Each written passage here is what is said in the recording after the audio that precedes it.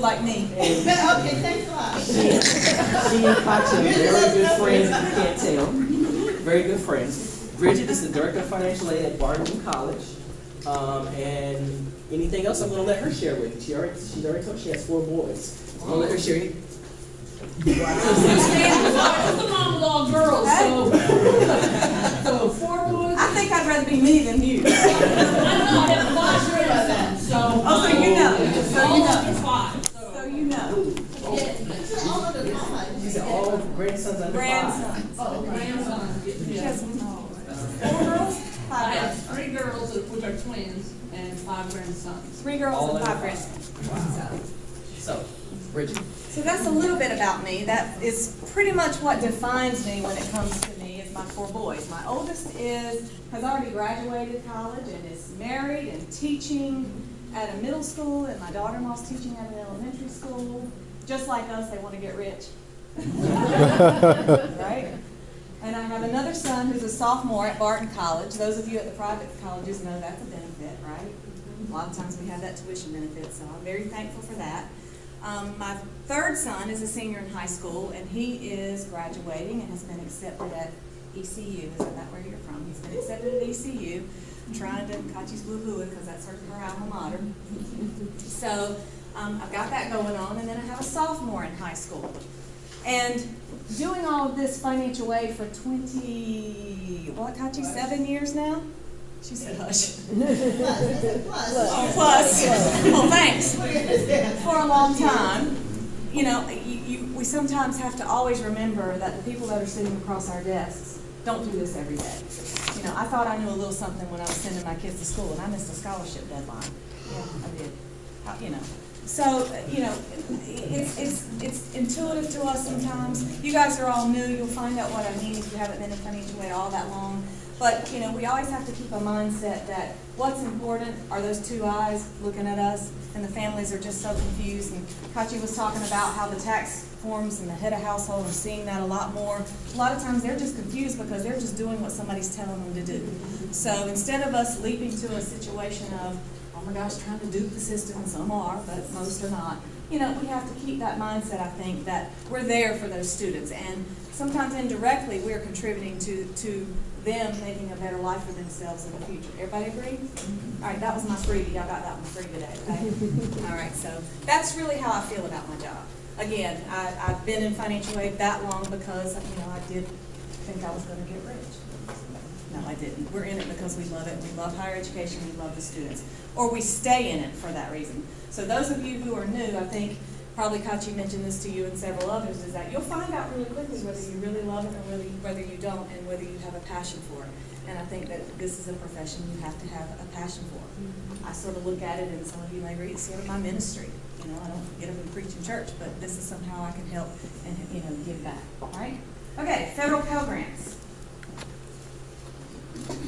Turn my page. As Kachi and I both have gotten older, I've had to go to the glasses to be able to see. So I'm going to look at you like this and put them on to see my little notes down here. Our objectives today are going to explain the eligibility, provide an overview, present case studies, and summarize cost of attendance components for federal Pell Grant program. So we're going to go over some of that today. All fun stuff. Aren't you excited? Federal Pell Grant program. It's gift aid. It serves as a floor to the financial aid package. Do you know what a floor means? Foundation, underneath. In other words, Pell is the big deal.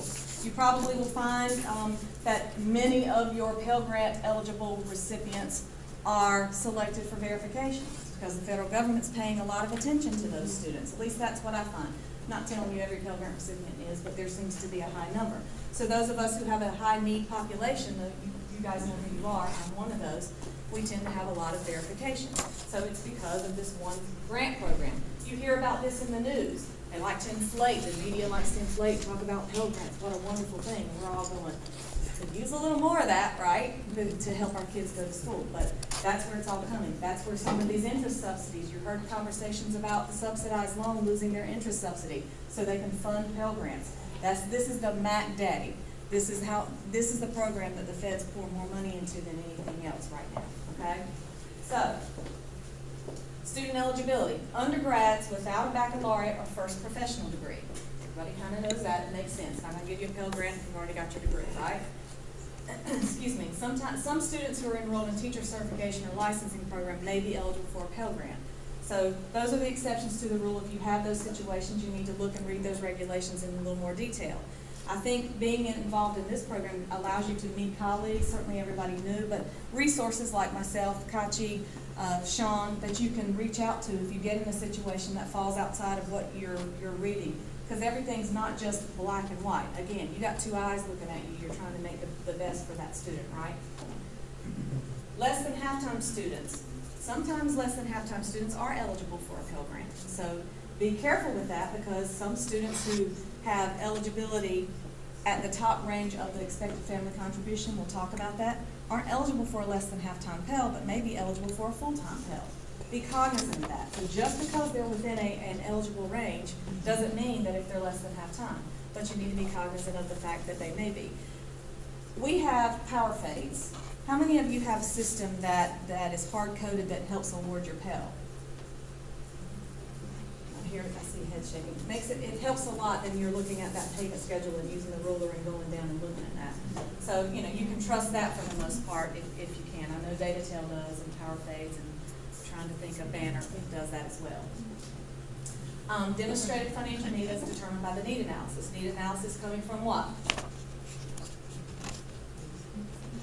The EFC, but the need analysis is determined by what the student does. What does the student do to get their EFC processed? FAFSA, exactly. Students that are not eligible for Pell Grants, incarcerated in federal or state penal institutions, are subject to involuntary civil commitment after completing period of incarceration for a forcible or non-forcible sexual offense. Sean, got a typo. No. Yeah, sorry, everybody can see it. What slide is it? I'm sorry. 4.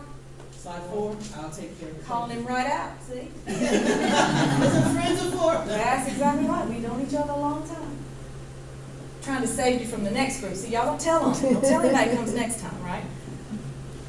Received a degree from uncredited school or school not recognized by a current school.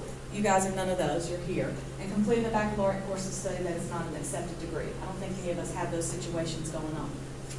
Requirements for Pell recipients. EFC less than or equal to 5198 for full-time students in 15-16. Okay? So that's why it says for full-time students, because that EFC is going to be a lower EFC for less than half-time. Make sense? You'll see it on that payment schedule. If you haven't printed, if your systems do that for you, it might be worth your time to see the payment schedule just to kind of see how that works.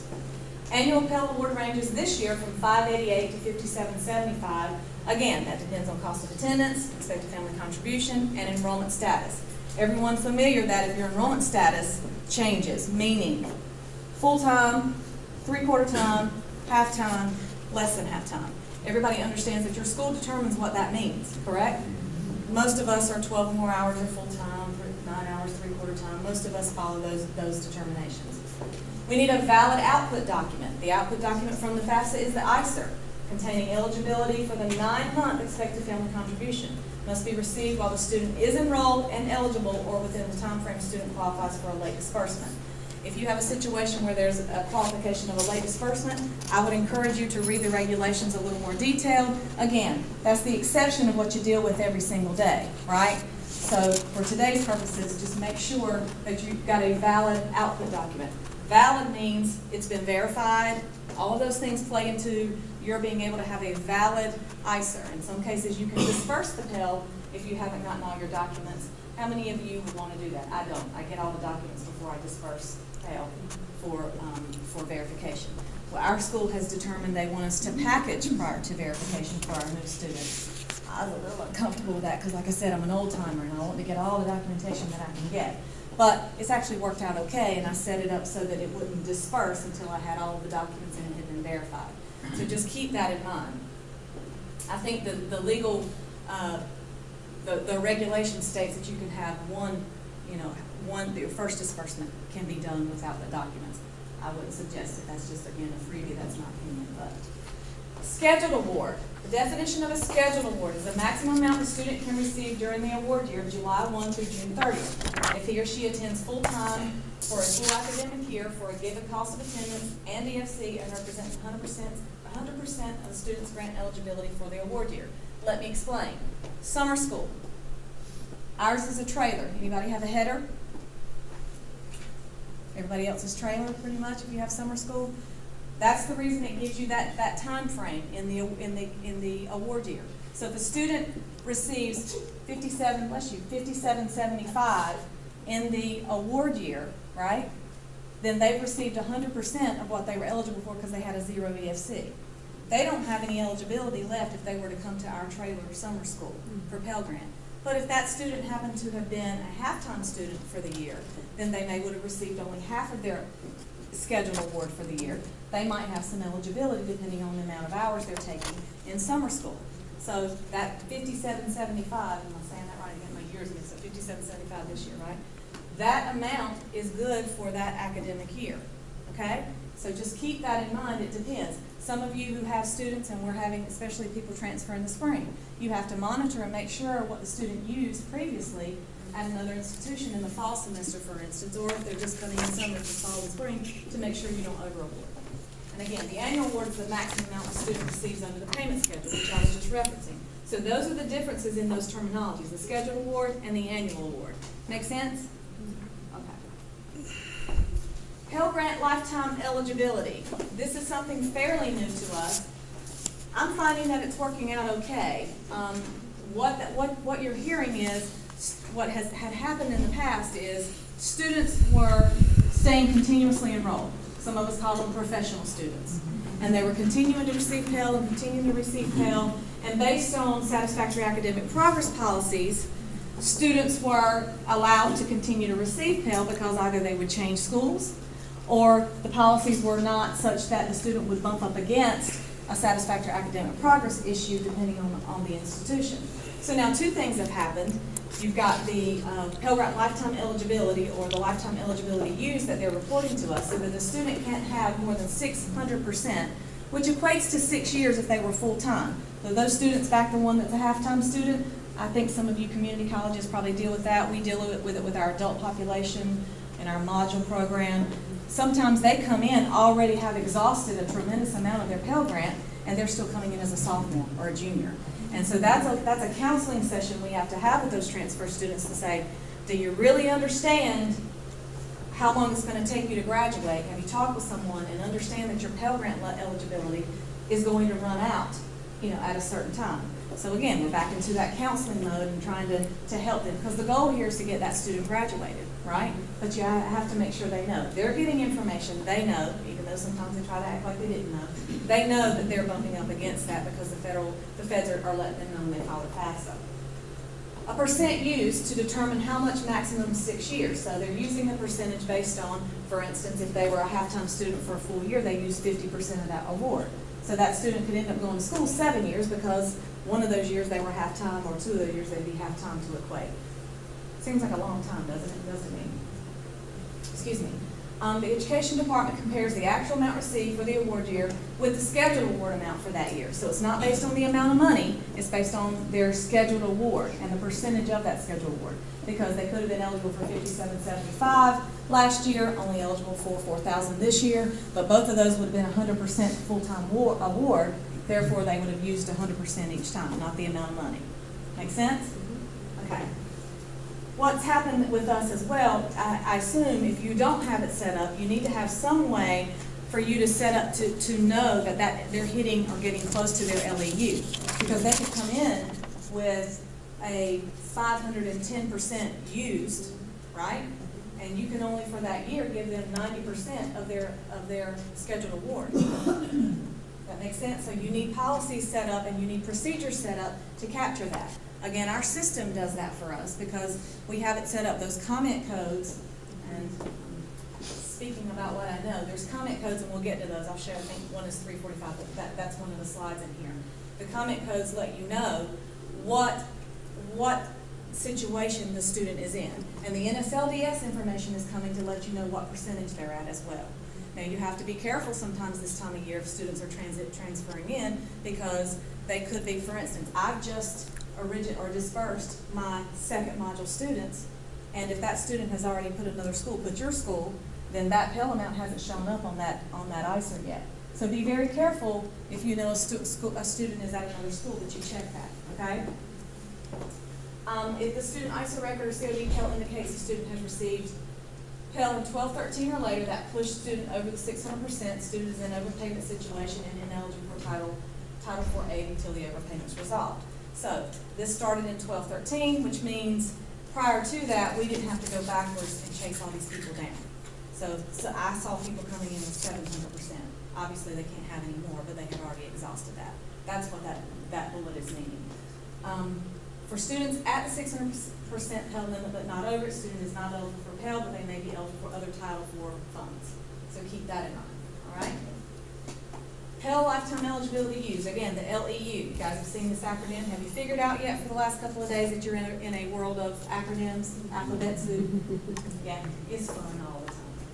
Added Pell lifetime limit flag to the NSLDS pre-screening. So if you're going to NSLDS, these are the codes. E, never exceeded, C, close to limit, H, high percent, N, no problem. I look at all of these from the H, C, and E. I've got it set up with the comments in my system to where it puts an exception so that I don't go ahead and package this award, because my system will go ahead and give it to them unless I do something to make that happen. Again, we just have to monitor that. The comment codes, again, are set for values H, C, and E. Let me see if those comment codes are written. The SAR C flag will be set for values C and E, meaning that C at the ISER. Those of you who still looks at their ISERs printed, you see them printed, several people will do that. There's a C there, make sure you know what's going on. Some of you have systems that those comment codes get pulled in and you're able to review and see those comments. Some of you probably, I don't know if you know, used to work at ECU, so way back in the day, there were setups there to where there was reports and exceptions run. Now they're using Banner that's doing a similar thing now that allows them to be able to find this and someone is working and reviewing that on their behalf. Wherever you are in your system at your school, you need to make sure that process is set up by which you're able to review that, okay? SAR comments, this is what I was meaning. We have this pulled into our system, is that if there's a comment 345, throw an exception up here so I have somebody in my office looking at it, okay? So you've got 345 is H, 346 is C, 347 is E. And again, sometimes they're perfectly fine, they're just saying, hey, wait a minute, you know, you need to realize this is approaching. And I do that especially for students. If they're coming in with this, they've been somewhere else or at my school too long, you know, for a significant amount of time, that I want to make sure that I'm managing what they get for the next year. And I can do that with my system, or in the past, we didn't have that opportunity. We had to do it by calculating and you know, using the percentage of what they had left. Also added to the post-screening reason codes, 20 is Pell eligible or met or exceeded Pell lifetime, 21 no longer, 22 eligible and close, 23 no longer close to the Pell limit. So that, you know, that could be because we've seen situations where students were eligible for Pell, thinking they're coming, and then they were never attend, right? They never showed up, and so you've already done your COD processing, and you have to go back. So they met, and then you go to school, or you send it away. That's when that could actually even happen. These values appear in existing fields on the ISER, so they're there for you to be able to see. So that's where, if your system is not, you need to make sure those kinds of things are coming in to where either your IT or you have a way to find those, okay? Especially if you're pulling those in. Comment 348, if the post-screening reason is 21, no longer meeting or exceeding Pell lifetime limit, that comes in and lets you know, based on information from this LDS, the total amount is okay, and so on and so forth. Again, you just need to know you need to be reviewing all that. Pell ineligibility due to LEUs doesn't automatically eliminate you awarding SEOG. Now, we're a little ahead of ourselves. I'm going to talk to you about SEOG this afternoon, in that you can only award SEOG to Pell eligible students, and within that, the most eligible, the most needy Pell eligible students. And only then do you go outside of that world to award SEOG, right? So it doesn't mean, I don't get a lot of SEOG allocation. Some schools get more than I do, some get less. But in most cases, I'm going to run out, because I'm 52% Pell eligible at Barton. We have about 1,100 students. I'm going to run out of my SEOG with my lower EFCs before I ever get to award it to somebody who's hit a LEU and then try to give it to them.